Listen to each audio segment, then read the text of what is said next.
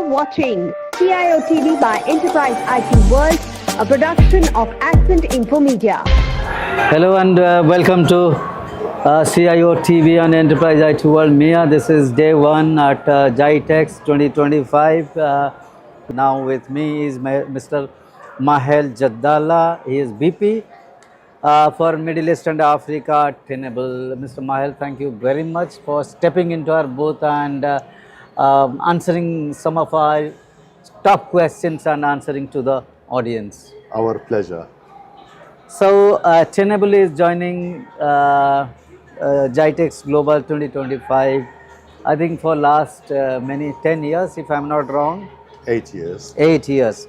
So, what cyber exposure management themes or innovations are you spotlighting for the region's enterprises and government leaders?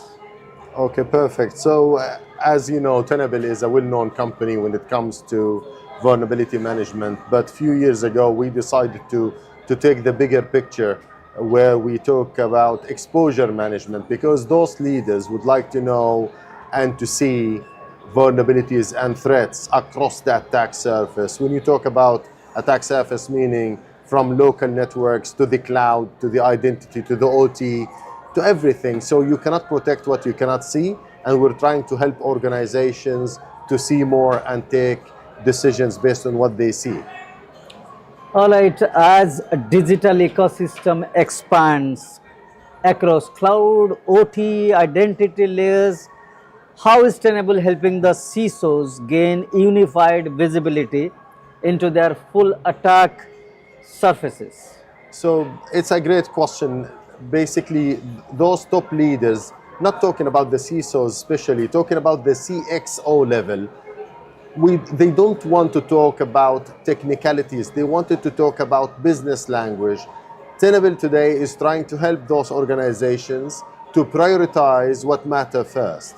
So if they are in the oil and gas or finance, they care about their business. So they wanted to know how exposed they are and how what kind of vulnerabilities available today on their critical assets, whether that asset was in the network, in the cloud, in OT infrastructure, or based on identity. Because as you know, identity is considered a crown jewel. It's the first entry point to any organization. Excessive privilege or misconfigured Active Directory or identity will lead into a catastrophe. All right, Maher, thank you very much for answering the basic first two questions.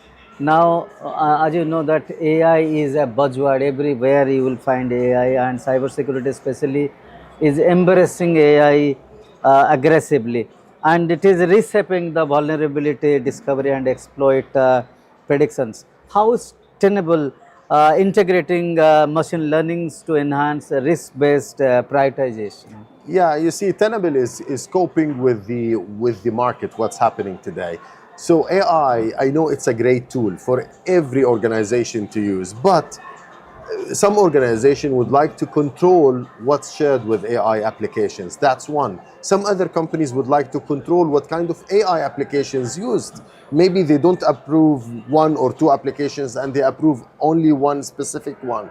So Tenable is trying to use machine learning, AI, to enrich our capability today. So AI is, I would say, it has two sides. One side is beneficial for any organization to use, and some other side, the opposite side of it is hackers using AI to determine how to penetrate a company or how to breach a company. So we need that kind of intelligence to be able to be in front lines with those hackers. So we use AI to enrich to discover vulnerabilities, to enrich our capability on security, and to expose what kind of AI applications those companies are using or employees are using that might put the company under subject to attacks. All right, Maher, now you see that every year new compliances and new mandates are coming in, and GCC countries are not exception. The organization, those who are working under the compliance of the government. How your solution, Tenable solutions are aligned with the compliances of this or mandates of this region? So the compliance and the frameworks, they are found to give like the basic controls for the companies, but is it enough? Definitely no.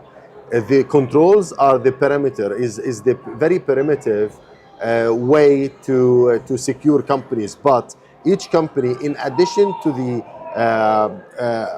regulatory and related certification, they have to work internally based on their business, because they know what matters first, what's the most important critical assets available. So it's like, I would say, both, they go together. Compliance and auditing and all those frameworks, they work, but you have to add your own touch to fit your organization, to fit your current infrastructure. Mr. Maher, now organizations, the security leaders, like earlier also, uh, of course, the cybersecurity has gone into the board level discussion, even the CEOs taking interest. But still then, the contribution of these CISOs and CIOs are discounted. So, there is a necessity that the CISO's role needs to be translated. The cybersecurity implementation strategy needs to be translated into business outcome. So how do you see that? What is your advice?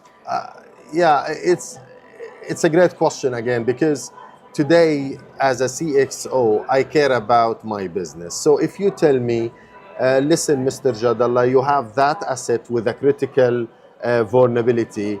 If you miss configuring it, or if you don't fix that vulnerability, our announcement to Q4 results will be delayed by 2-3 days, and I'm a public company. Can I afford that? No. So those CXO levels, they would like to be talked to them in a language they understand, related to their business. Don't give them technical terms.